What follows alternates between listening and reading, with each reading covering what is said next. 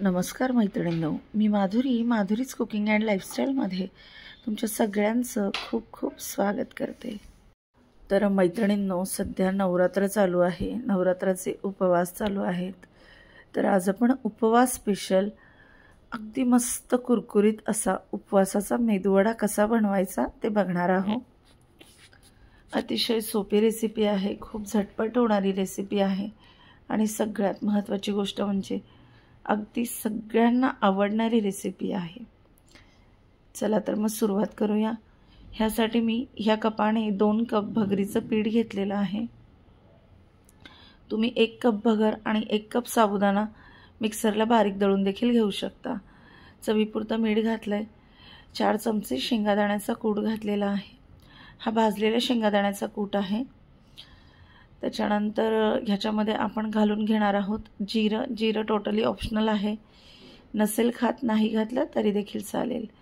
आता हिरवी मिरची आणि अद्रकाची पेस्ट आपण करून घेतलेली आहे, ती आपण याच्यामध्ये घालून घेतोय। तुम्ही याच्यामध्ये लाल मिरची पावडरचा वापर देखील करू शकता किंवा तुम्हाला हिरव्या मिरचीचा ठेचा नको असेल तर मिरची अगदी बारीक कट करून घातली तरी देखील चालेल। आता कितपत तिखट हवा आहे त्यानुसार मिरचीचं प्रमाण कमी जास्त करू शकता, हे टोटली ऑप्शनल आहे। याच्यामध्ये आता आपण घालून घेतोय घट्टसर दही, साधारणपणे 3 चमचे दही घालून घेतलेलं आहे। दही थोडंसं आंबट असलेलं बेटर राहील, दह्यामुळे याला थोडासा आंबूसपणा देखील येईल आणि वडे छान कुरकुरीत होतील। आता उकडून घेतलेला एक बटाटा आपण असा कुस्करून याच्यामध्ये घालणार आहोत आणि नंतर हे सगळं मस्त एकजीव करून आपल्याला याचा गोळा बनवून घ्यायचा आहे। गोळा हा खूप पातळही बनवायचा नाहीये आणि खूप घट्टही बनवायचा नाहीये, मीडियम कन्सिस्टन्सीमध्ये याचा गोळा आपण मळून घेणार आहोत। सर्वात आधी दही आणि बटाट्यामध्ये सगळं पीठ व्यवस्थित मिक्स करून घ्यायचं आहे। मी भगर मिक्सरला दळून घेतलेली आहे, तुम्ही भगरीचं रेडीमेड पीठ देखील वापरू शकता किंवा मग तुम्ही 1 वाटी भगर आणि 1 वाटी साबुदाणा मिक्सरला फिरवून देखील घेऊ शकता किंवा 2 वाट्या भगर देखील घेऊ शकता। तर मी इथे फक्त भगरीच्या पिठाचा वापर केलेला आहे। उकडलेला बटाटा घातल्यामुळे याला छान बाइंडिंग यायला मदत होते। आता आवश्यकतेनुसार थोडं पाणी आपण याच्यामध्ये ॲड करणार आहोत। एकदम पाणी घालायचं नाही, जसं लागेल तसं थोडंच पाणी आपण याच्यामध्ये घालून घेणार आहोत। नसता हे बॅटर जे आहे हे पातळ होऊ शकतं, त्यामुळे थोडं करूनच पाणी याच्यामध्ये ॲड करायचं आहे। आता याला मस्त सगळं एकजीव करून मळून घ्यायचं आहे। तर मैत्रिणींनो, याआधी आपण साबुदाण्याचे वडे बघितले आहेत, साबुदाणा न भिजवता थालीपीठ बनवलेले आहेत, साबुदाणा न भिजवता साबुदाण्याचे वडे केलेले आहेत, उपवासाचे ट्रायंगल आहेत, अगदी परवाच आपण उपवासाचे अप्पे देखील बनवलेले आहेत। तर रेसिपी सगळ्या बघा, ट्राय करा, कशा वाटल्या ते कमेंट करून सांगा। आता थोडंसं शेंगादाण्याचं तेल घेऊन हा जो गोळा आहे याला मस्त ग्रीसिंग करून घेतलेला आहे। आता चटणीसाठी 4 चमचे शेंगादाण्याचा कूट घेतलाय, 1 इंच आलं बारीक चिरून घेतलेलं आहे आणि 3 ते 4 हिरव्या मिरच्या घातलेल्या आहेत। चवीपुरतं मीठ घालायचं आहे, थोडंसं दही घालायचं आहे आणि ही चटणी आपण बनवून घेतोय। मिरचीचं प्रमाण तुम्ही तुमच्या आवडीप्रमाणे कमी जास्त करू शकता। साधारणपणे 2 चमचे दही घातलेलं आहे। चटणी घट्ट वाटली तर थोडंसं पाणी घालू शकता।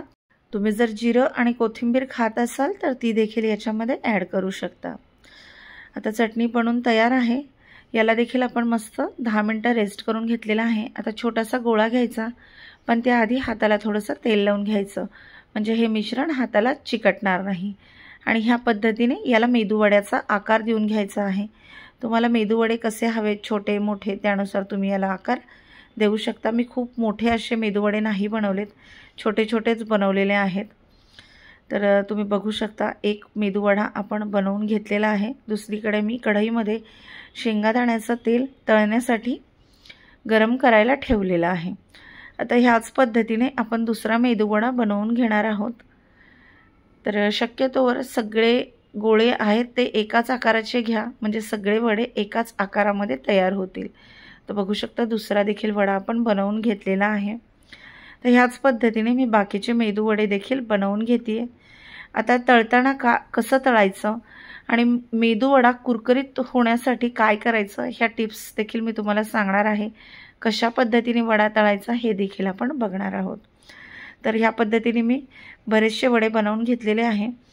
सर्वात आधी तेल छान गरम करून घ्यायचं आहे। खूप कडकडीत असं गरम नाही करायचं आहे, साधारणपणे तळण्यासाठी आपल्याला जेवढं गरम करायचं तेवढंच घ्यायचं आहे। सुरुवातीला एक गोळा टाकून बघायचा आहे तेल गरम झालं का नाही चेक करण्यासाठी।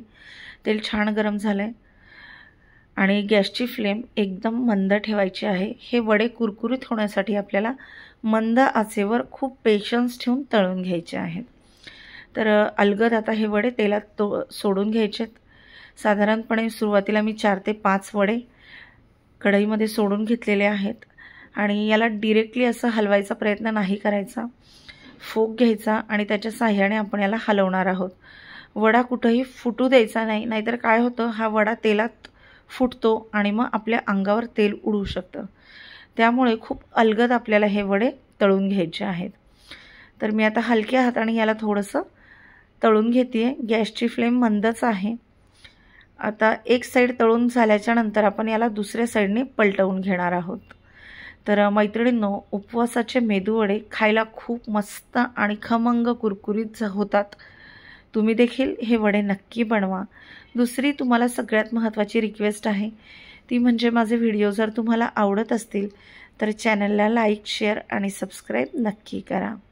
आता एक साइड सोनेरी रंगावर तळल्या गेली आहे। आता आपण दुसऱ्या साइडने हे वडे तळून घेणार आहोत। तर मी आधी सांगितल्याप्रमाणे दोन्ही साइड आपल्याला मंद आचेवरच तळून घ्यायच्या आहेत आणि खूप पेशन्स ठेवून तळायच्या आहेत। तुम्हाला जर चटणी नको असेल तर तुम्ही काकडीची कोशिंबीर देखील करू शकता। माझ्या चॅनलवर तुम्हाला उपवासाच्या काकडीच्या कोशिंबीरीचा व्हिडिओ देखील भेटेल आणि उपवासाच्या आणखी बऱ्याच व्हिडिओ तुम्हाला बघायला भेटतील। तर वडे अतिशय मस्त झालेले आहेत। चटणीसोबत आपण सर्व केलेले आहेत। तर बघू शकता अतिशय मस्त कुरकुरीत झालेले आहेत। आता मी तुम्हाला वडा एक फोडून दाखवते आणि महत्त्वाची गोष्ट म्हणजे अजिबात तेलकट झालेले नाहीयेत। आता मी तुम्हाला फोडून दाखवते। वडा अगदी आतपर्यंत तळल्या गेलेला आहे। आता आपण फोडून बघूया। खूप मस्त तळल्या गेलेला आहे। थांबा 1 मिनिट दाखवते। हे बघा मस्त खुसखुशीत झालाय, कुरकुरीत झालाय आणि खायला खमंग झालेला आहे। तर मैत्रिणींनो, उपवासाचा मेदूवडा नक्की बनवा। कसं वाटलं ते कमेंट करून सांगा।